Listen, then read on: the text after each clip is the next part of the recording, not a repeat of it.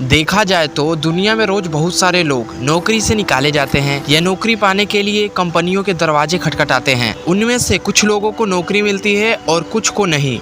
लेकिन दुनिया में कुछ लोग ही ऐसे होते हैं जो नौकरी ना मिलने पर खुद की कंपनी खोलने के बारे में सोचते हैं।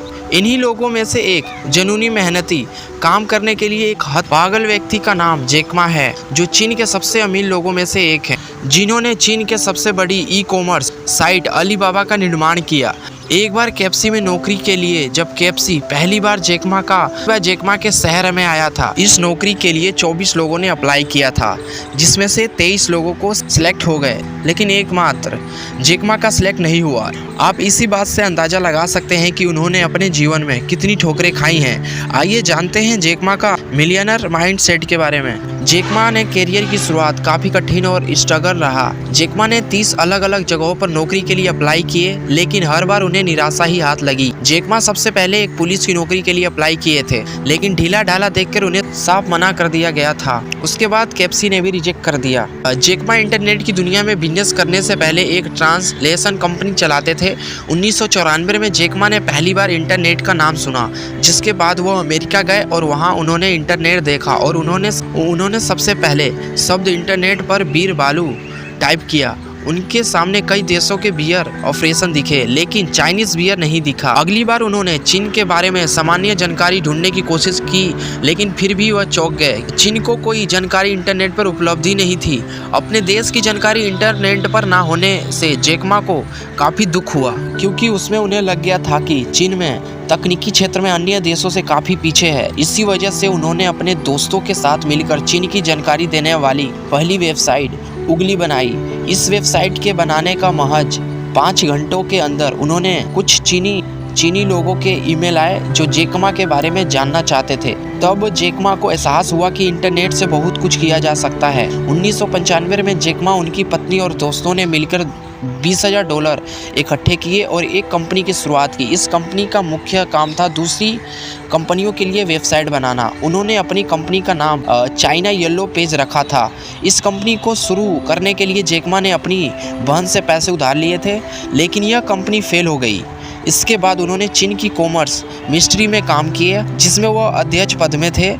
कुछ दिनों के बाद नौकरी छोड़ दी, जिसके बाद वह अपने घर हैंगुजू चले गए और जहां उन्होंने अपने 17 दोस्तों के साथ मिलकर अलीबाबा की शुरुआत की। अलीबाबा कंपनी की सफलता का अंदाज़ा इसी बात से लगाया जा सकता है कि इस कंपनी ने अपना IPO $4,080 पर पेश किया था और मार्केट खत्म होने पर इसकी कीमत $5711 $19.89 हो गई थी।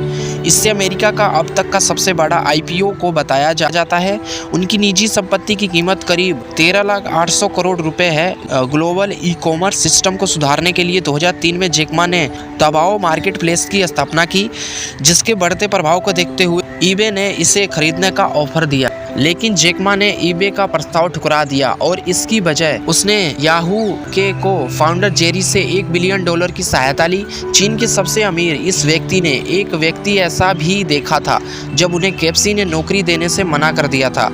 अभी की हकीकत यह है कि Alibaba.com के नाम से मशहूर यह कंपनी दुनिया भर के 190 कंपनियों से जुड़ी हुई है। Alibaba.com वेबसाइट के अलावा Taobao.com चलाती है, जो चीन की सबसे बड़ी शॉपिंग वेबसाइट है। इसके अलावा चीन की बड़ी जनसंख्या को इनकी वेबसाइट Tmall.com ब्रांड चीज़ें मुहैया कराती है। यही नहीं, चीन में ट्विटर जैसी सोशल मीडिया, सीना वीवो में भी इस कंपनी की बड़ी हिस्सेदारी है। इसके साथ ही यूट्यूब जैसी वीडियो शेयरिंग वेबसाइट Youku में भी इसकी अहम हिस्सेदारी है। यह कंपनी मार्केटिंग, क्लाउड कंप्यूटिंग और लिस्टिंग सेवा देती है। अलीबाबा कंपनी के शुरुआती दिनों में सिर्फ 18 लोग काम करते थे और अभी करीब 22,000 लोग काम करते हैं। 2024 में जैक मा को चाइना सेंटर टेलीविजन द्वारा top 10 business leader of the year चुना गया। 2005 में जैक मा को वर्ल्ड फॉर्च्यून पत्रिका में 25 most powerful business people in Asia में नाम दिया गया।